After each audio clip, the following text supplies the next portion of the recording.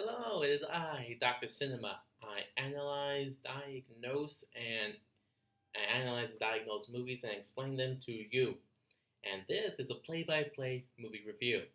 Now, I know I don't really do a lot of play-by-play review movies in the past, but movies such as Wonder Woman made me realize that these I should try doing this more often. But Wonder Woman is not the movie I'm going to be reviewing today, as you can already tell by the title. It's gonna be a horror movie, or it's based on one. But before we begin, I want to discuss what makes a horror movie a good movie. Most people would say that you have characters that are relatable, that you're emotionally invested, there are legitimate scares, not just cheap jump scares, and the killer slash monster and the events surrounding said antagonist are psychologically interesting and you maybe even relate to it. This was the basis for the 1930s and 40s Universal monster films such as Frankenstein, The Mummy, Dracula, and The Invisible Man. Now, the 30s and 40s were, in my opinion, the real golden age of horror movies. And they are actually the very first cinematic universe. And these movies have even gotten like remakes over and over. You got multiple versions of Dracula, Frankenstein, and of course we have the Brendan Fraser Mummy movies. Now those movies are actually more action adventure, not really horror, but they're fun films enough to point out where you can laugh at certain goofy stuff actually like be on the edge of your seat on certain parts of it. But that seems to be absent in the 2017 movie, which is supposed to launch a cinematic universe, The Mummy, starring Tom Cruise. I'll get to the casting choice in a minute. Now, the movie starts off with a flashback to 1127 AD, which is roughly when the Crusades were taking place. Now, we see several Crusader kings, like they're burying like some sort of ancient ruby, and they're burying like a tomb that, as we fast forward to modern day London, is actually underneath London, and they get flooded, and that brings the news crew down, and there are all these things. But then a weird shadow organization comes in, and tells all the government workers to take a hike. They got it from here, and we see the leader of this crew, played by Russell Crowe, who plays Dr. Jekyll in the movie. Now, I'll get to Russell Crowe's casting in a moment. And then we sort of get like flashback to ancient Egyptian times, with starring on the antagonist of our film, Princess Amenet. Yeah, Amenet, that's the name. Which is weird because this is not actually the Mummy that was focused in the original Mummy movie or in the Brendan Fraser films. But hey, if you go do something new, go ahead. And we see sort of like see how her life was like, how it got changed, and how she got driven towards the dark path that later got her mummified alive. Now, this scene isn't really that bad, except for one thing. It's narrated.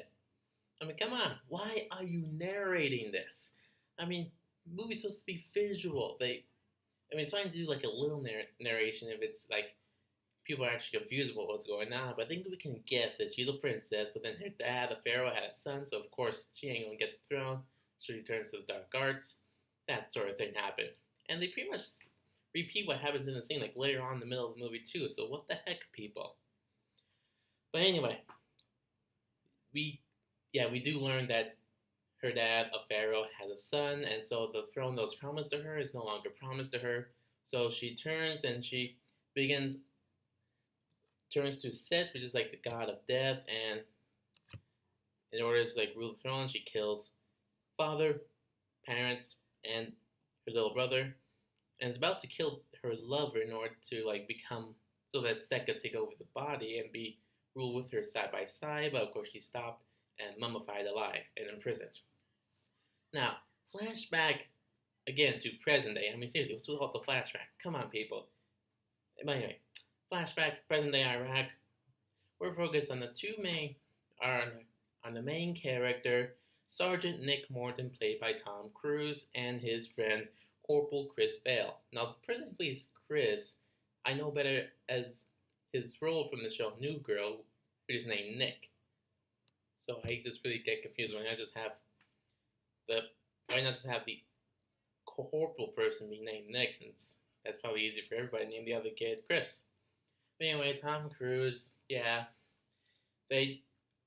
So Tom Cruise has some sort of map where he believes some sort of treasure is hidden in this town, and so he and Chris go in, and they're part of the army, but decide to go rogue and just go get the treasure for themselves. They go in. Turns out it's not so easy to invade a town. Gee, you think? So they call an airstrike. Airstrike comes in, wipes out, and then they discover a tomb. Of course, they get called out by the superior for doing this bunch of shit. And then some sort of woman comes, an archaeologist named Jenny Halsey.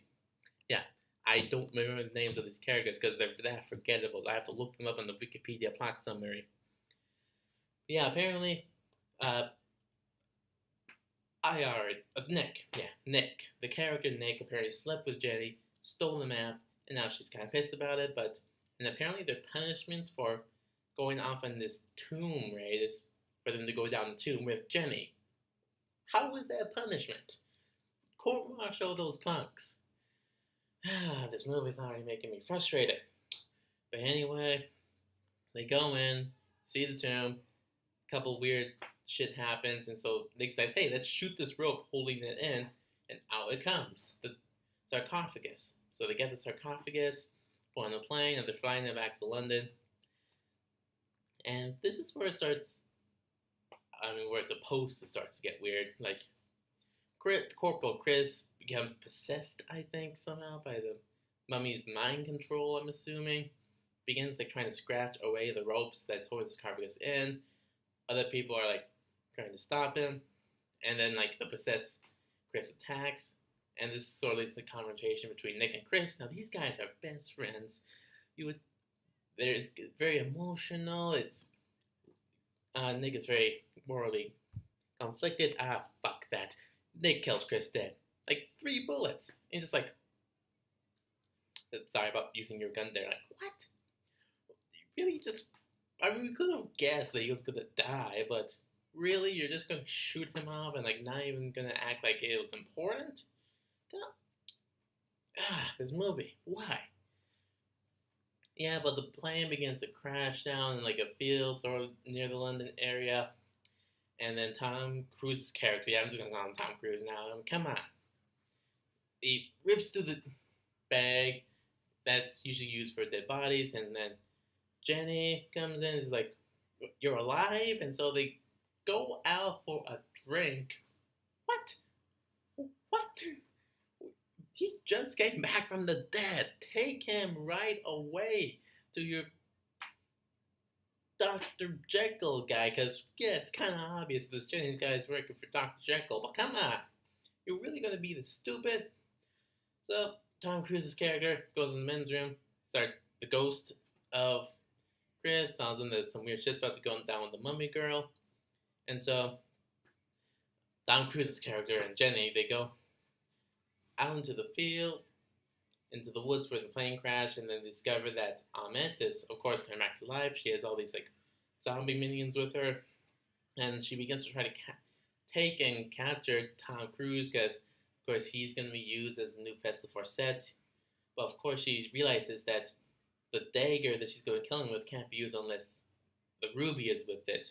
But then, like, the organization, they come, they capture Princess Ahmet, and then they transfer Jenny and Tom Cruise, fight Nick again against this, and they take him to the location. Now, again, I really do not remember anything from this movie, but here we go.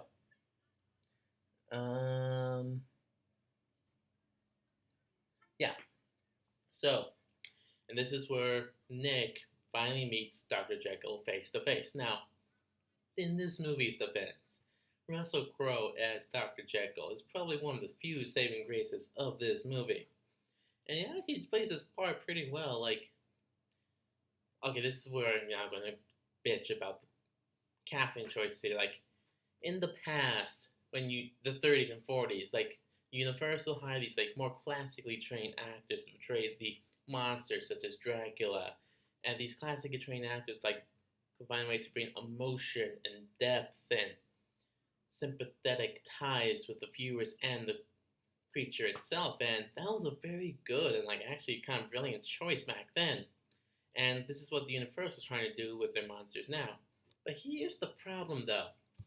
I mean, I can get why you want to get people like Russell Crowe and Tom Cruise, but when you're trying to start a cinematic franchise, especially today, you're gonna want younger people, people that can actually stick with the franchise for a long period of time. I mean, why would you go with someone like Tom Cruise, Russell Crowe? I'm fine with, but really, Tom Cruise? I mean, I don't even think he's even really trying this movie, except with the so-called action stunts that we've probably seen a million times before. But come on, people, why couldn't you get someone like a who would be? I don't know who would be good in this role because honestly, Tom Cruise ruined the character for me.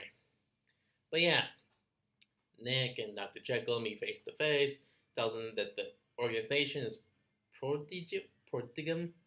Uh, it I don't know. It's London Shield. I'm just gonna call it Shield because I honestly don't know how to spell the name. I don't really see a difference here. So it tells about the secret society, how they've been keeping tracks and soldiers, all sorts of supernatural creatures, and we do get a couple of nice Easter eggs. Like we get like a vampire skull and a little tiny armor and jar that looks like it could be from an infant version of the creature from the Black Lagoon, which those Easter eggs I kind of like, to be honest. And then let's see, they have Ahmed tied, chained up, and Jenny and Nick and Dr. Jekyll meet with face to face kind of thing, and Ahmed begins talking about herself and her history. And to be honest, this is one of the parts related to the actual movie itself that I actually do kind of like. And I'll explain why in a little bit. But yeah, they take him away, and Dr. Jekyll is trying to inject some sort of thing into himself, but this is when he turns into Mr. Hyde, tries to convince, and he fights with Nick, and he tries to convince him that they can team up together, him, says God, Death, and Mr. Hyde try to rule the world of evil and darkness. But then Nick takes the medicine that Dr. Jekyll is supposed to take, stab him in the arm, I think, yeah, the arm, and there you have it. He's back to being Dr. Jekyll. And of course, Princess Ahmed escapes. She somehow finds the tomb where the other workers are at, protecting the ruby, and she puts the ruby in the dagger. And of course, she begins wreaking destruction on London. So Nick and Jenny, they run, try to escape all these disasters happening, getting to Princess Ahmed, and they do eventually get to her. And hold on, I really don't remember what happened in this movie, so I really have to go check again. Yep. And this is where Princess Ahmed and Nick began to fight while Jenny's lying up. I want to say dead, but get to that later. But the fight, and it's pretty clear Princess Ahmed, even though she's been dead, is supernatural and is winning. So, yeah, great job picking Tom Cruise. So yeah, they put up a fight, and then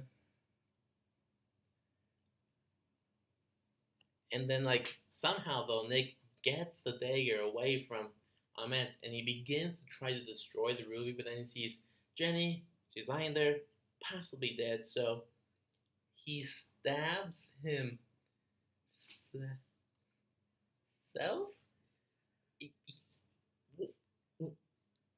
Why? Well, why? Why?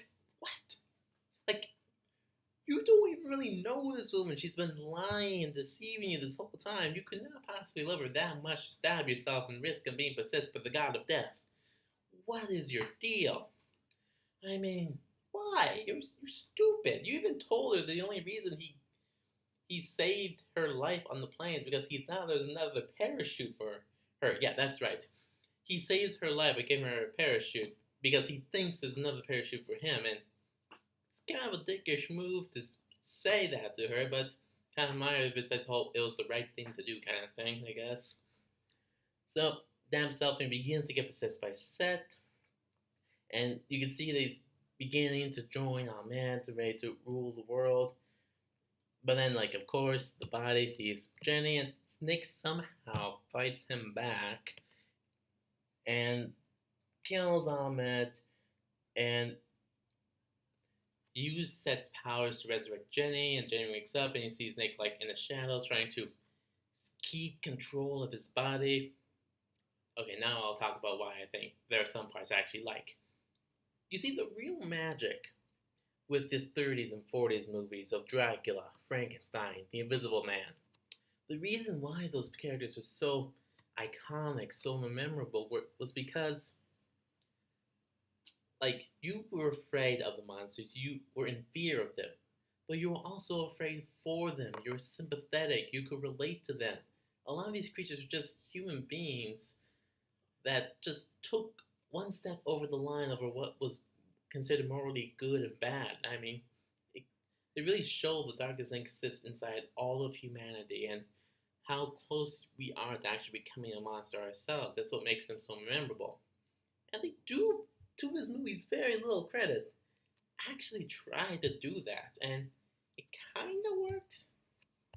I mean, I do feel a little bit for Ahmed, a couple of small moments, and they try to do with Nick, which I can respect, but I just don't really feel that. I mean, I can tell they're genuinely trying. It does work in a little bit, but it doesn't quite work out. So the movie ends with Nick and then somehow resurrected Chris running to Egypt trying to find a cure or something for it, and we ends with dialogues that's pretty obvious, setting up a whole cinematic universe, and that's when the movie ends. And that is a 2017 movie, The Mummy, meant to launch a new dark universe, cinematic universe, and it's a bit of a paradox. I mean, as a standalone Mummy movie, it fails in more ways than it succeeds. But as a first chapter of a cinematic universe, it actually does work. It's sort of a paradox. I mean, right now, I feel like it was. Well, right now, I'm sort of glad I watched it because I do want to see this cinematic universe grow and progress, but they gotta make better decisions, man. They really do. But I really hope the next movie, Bride of Frankenstein, really does live up to the hype that the director and other people have been saying that it's gonna be. Because man, I do not want to go through another shitstorm like that again. But yeah, what do you think? Like, comment, subscribe. And this is Dr. Cinema. Can't wait to see you next time.